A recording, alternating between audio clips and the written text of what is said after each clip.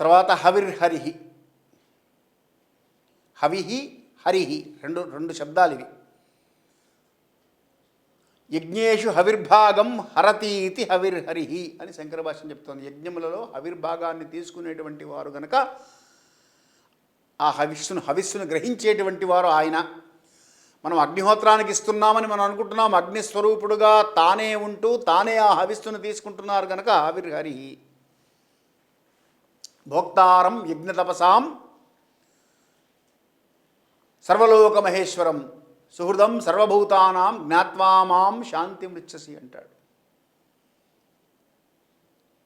ఈ యజ్ఞములు తపస్సులలో నేనే భోక్తను అని ఎవరైతే నన్ను గుర్తిస్తారో, సహృదయంతో సర్వభూతములయందు నేనే ఉంటూ నేనే ఈ యజ్ఞములను తపస్సులను వాటి యొక్క ఫలాన్ని నేనే తీసుకుంటున్నానని ఎవరైతే గ్రహిస్తారో జ్ఞాత్వా మాం శాంతి వృచ్చసి, వారికి శాంతి కలుగుతుంది. అందుకనే నాహం కర్త హరిహి కర్త, నాహం భోక్త హరిహి భోక్త అనుకుంటూ చేయమన్నారు. ఏ పని చేసినా కూడా బ్రహ్మార్పణం బ్రహ్మహవి బ్రహ్మాగ్నౌ బ్రహ్మణాహుతం బ్రహ్మైవతేన గంతవ్యం బ్రహ్మకర్మ సమాధిన. ఇంకొక శ్లోకంలో ఇంకో చోట చెప్పారు. హవిస్సు కూడా బ్రహ్మమే, అగ్ని బ్రహ్మమే, హోమము చేసేవాడు బ్రహ్మం అంటే పరమాత్మ పరబ్రహ్మం, ఆయన స్వరూపమే అవన్నీ కూడా. కాబట్టి హవిస్సు హరి తానే అయి ఉన్నటువంటి వాడు కనుక హవిర్హరి. చేసేటువంటి వాడు, చేయించేటువంటి వాడు. యజ్ఞో వై విష్ణు అన్నది అందుకని వేదం ఒకటే మాటలో యజ్ఞస్వరూపమే విష్ణు స్వరూపము, విష్ణు స్వరూపమే విష్ణువే అగ్నిస్వరూపము. ఎక్కడైనా యజ్ఞం జరుగుతోంది అంటే అది విష్ణు స్వరూపము. అందుకని యజ్ఞాలు జరుగుతున్నటువంటి చోట పిలవకపోయినా వెళ్ళమన్నారు. పిలవాల్సిన అవసరం లేదు. శుభకార్యాలు బంధువులలో జరుగుతుంటే పిలవాలి తప్ప యజ్ఞయాగాది క్రతువులకు పిలుపు అవసరం లేదు. పిలవకపోయినా వెళ్ళమన్నారు. ఎందుకంటే విష్ణు దర్శనం అవుతుంది. యాగశాలను చూసినంత మాత్రం చేత యజ్ఞం జరుగుతున్నప్పుడు అక్కడ చూస్తే అక్కడ యజ్ఞం చేసేటువంటి వారు విష్ణువు, ఆ యజ్ఞంలో ఇచ్చేటువంటి హవిస్సు విష్ణువు, ఆ యజ్ఞ గుండంలో వచ్చేటువంటి అగ్ని విష్ణువు. బ్రహ్మార్పణం బ్రహ్మహవి బ్రహ్మాగ్నో బ్రహ్మణాహుతం బ్రహ్మైవతేన గంతవ్యం బ్రహ్మకర్మ సమాధిన. అందుకని ఆయన హవిర్హరి.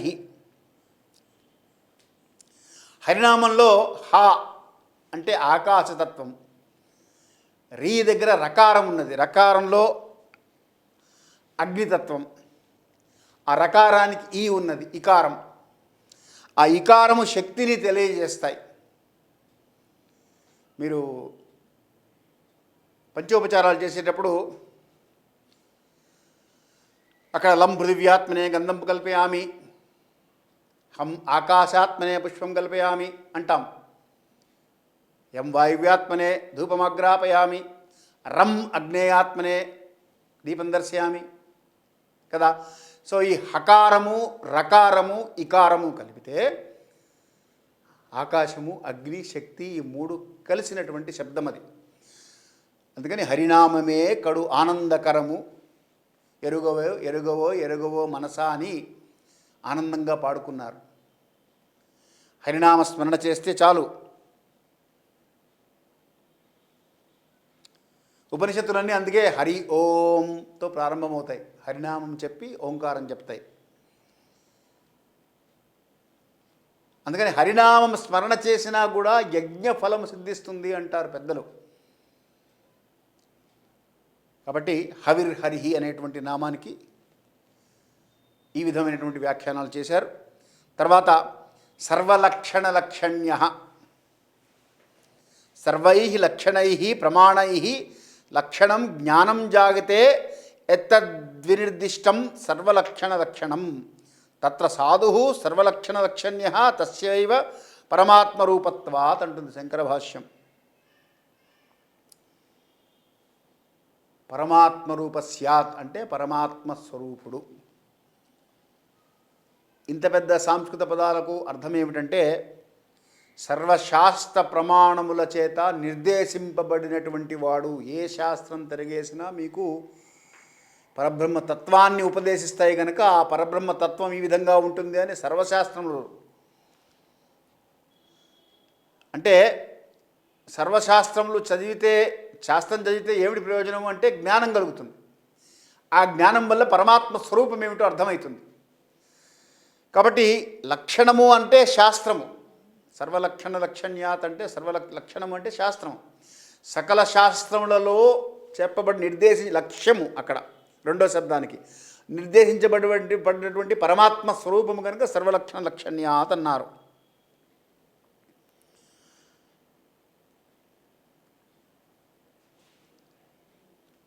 ఇప్పుడు ద్వైత, అద్వైత, విశిష్టాద్వైత ఇటువంటి సాంప్రదాయాలు ఉన్నాయి. కర్మ, జ్ఞాన, ధ్యాన, భక్తి ఇటువంటి యోగం శాస్త్రములు ఉన్నాయి. వీటన్నిటి ద్వారా తెలుసుకోగలిగినటువంటి పరబ్రహ్మ తత్వం ఒకటే ఉన్నది, అది సర్వలక్షణ లక్షణ్య. ఆయనే, ఆ తత్వమే విష్ణుతత్వంగా సర్వలక్షణ లక్షణ్య అనేటువంటి నామం తెలియజేస్తున్నది. తర్వాత లక్ష్మీవాన్, లక్ష్మీర్ అస్య వక్షః నిత్యం వసతి ఇది లక్ష్మీవాన్. శంకర భాష్యం. లక్ష్మీర్ అస్య వక్షః, ఎవరి యొక్క, ఆయన యొక్క, అస్య అంటే ఆయన యొక్క, లక్ష్మీ వక్షః వక్షస్థలంలో నిత్యం వసతి ఇది ఎప్పటికీ ఉంటుంది కనుక లక్ష్మీవాన్. లక్ష్మీదేవిని నిత్యము వక్షస్థలం నందు కలిగినటువంటి వారు అని అర్థం. అంటే లక్ష్యతే సర్వోనయేతి లక్ష్మీ అంటే అని అమర కోసం చెప్తున్నది. అంటే సర్వము చూడబడునది, ఈమె చేతే సర్వము చూడబడునది అని అర్థం. అంటే విష్ణువు యొక్క విభూతులన్నీ కూడా లక్ష్మీ స్వరూపాలే కదండి. జగత్తులో ఉన్నటువంటి సమస్త లక్ష్మి అంతా కూడా అవన్నీ లక్ష్మీ స్వరూపాలే. సూర్యుడిలో ఉండేటువంటి తేజస్సు, చంద్రుడిలో ఉండేటువంటి ఆహ్లాదకర తత్వము, అమృతత్వము అంటుంటారు దాన్ని. అలాగే నక్షత్రములలో కాంతి, హిమాలయ పర్వతాల్లోని పవిత్రత, గంగానదిలోని పావనత్వము, ఇవన్నీ కూడా స్వామి విభూతులే. ఆయన లక్ష్యమే కాబట్టి లక్ష్మి ఆయన యందే నివసించి ఉన్నది కనుక లక్ష్మీవాన్. యద్యద్విభూతిమత్సత్వం శ్రీమద్ ఊర్జితమేవ మమ తేజోంశ సంభవం అన్నారు. నా యొక్క తేజస్సు వల్ల పుట్టినటువంటిది కనుక ఏ ఏ వైభవాలన్నీ చూస్తున్నావో మీరు, అంటే ఒకరు చక్కగా మంచి స్వరంతో పాడుతున్నారు, అది వాళ్ళకి లక్ష్మి. ఆ పాడగలుగుతున్నారు కనుక వారు సంపాదించుకుంటున్నారు, వారు జీవనం గడుపుకుంటున్నారు, వారు కీర్తి ప్రతిష్టలు సంపాదించారు. ఒకరు చక్కగా రాయగలరు, వాళ్ళకి అది లక్ష్మి. ఒక్కొక్కరికి ఒక్కొక్క విభూతిని ఇస్తాడు కనీసంగా భగవంతుడు. ఆ విభూతితో వాళ్ళు లక్ష్మిగా దాన్ని చేసుకొని వాళ్ళ జీవనం గడుపుకుంటూ ఉంటారు. కాబట్టి లక్ష్మీవాన్, ప్రతి వాళ్ళల్లో పరమాత్మ ఉన్నాడు గనక నారిచ్చినవాడు నీరివ్వకపోవునా అని వాళ్ళ జీవన విధానం కూడా ఆయనే చూపిస్తాడు. ఆయన మీద మనం విశ్వాసం ఉంచాలి. కనుక అందుకనే లక్ష్మీదేవిని అనపాయిని అంటారు. అంటే స్వామిని వదిలిపెట్టకుండా ఉండేటువంటి అమ్మవారు కాబట్టి అనపాయిని. లక్ష్మీం అనపగామినీం అని శ్రీ సూక్తంలో చెప్తాం. తర్వాత సమితింజయ, ఇది ఆకర్ణం ఈ శ్లోకానికి. సమితి అంటే యుద్ధము అని చెప్పారు. సంధ్యావందన, అభ్యసన, శిక్షణ సమితి అని పెట్టాం. ఎవరి మీద యుద్ధం చేస్తున్నాం? అధర్మం మీద యుద్ధం. సమితి అంటే యుద్ధం చేయడం. కాబట్టి సమితింజయ అంటే ఏ యుద్ధానికి వెళ్ళినా అక్కడ జయం కలుగుతుంది. కవులు కవిత్వంతో, పండితులు పాండిత్యంతో, వారి వారి వైభవాన్ని, వక్తలు వాక్చాతుర్యంతో ఏమండి అలా విజయాన్ని పొందుతూ ఉంటారు ఆయా సభలలో. కాబట్టి ఆ విజయం సాధించడానికి వారికి కావలసినటువంటి పాండిత్యం కానీ, వక్తృత్వం కానీ, కవిత్వాలు కానీ ప్రసాదించేది ఎవరు అంటే ఆయనే. కాబట్టి సమితింజయ, వీరంతా లక్ష్మీదేవి అనుగ్రహం ఉన్నటువంటి వారు అని అర్థం. ఉంటే జయం సాధిస్తారు. అందుకని ఎత్ర యోగీశ్వర కృష్ణో ఎత్ర పార్థో ధనుర్ధర తత్ర స్థిర్విజయోర్భూతి ధ్రువా నేతిర్మతిర్మమ అన్నారు. స్థిరంగా ఉండాలి అనుకుంటే కృష్ణ పరమాత్మ అర్జునుడు ఎక్కడుంటారో అక్కడ, అంటే నరనారాయణ స్వరూపము అంటే మానవ ప్రయత్నము పరమాత్మ అనుగ్రహము. నరనారాయణ అంటే అదే అర్థం అక్కడ.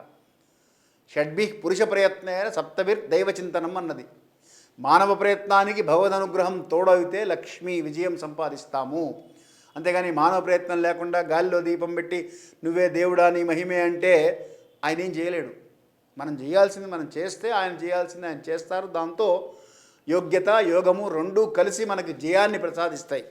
కాబట్టి సమితింజయ. ఇక్కడితో ఈ శ్లోకం పూర్తయింది.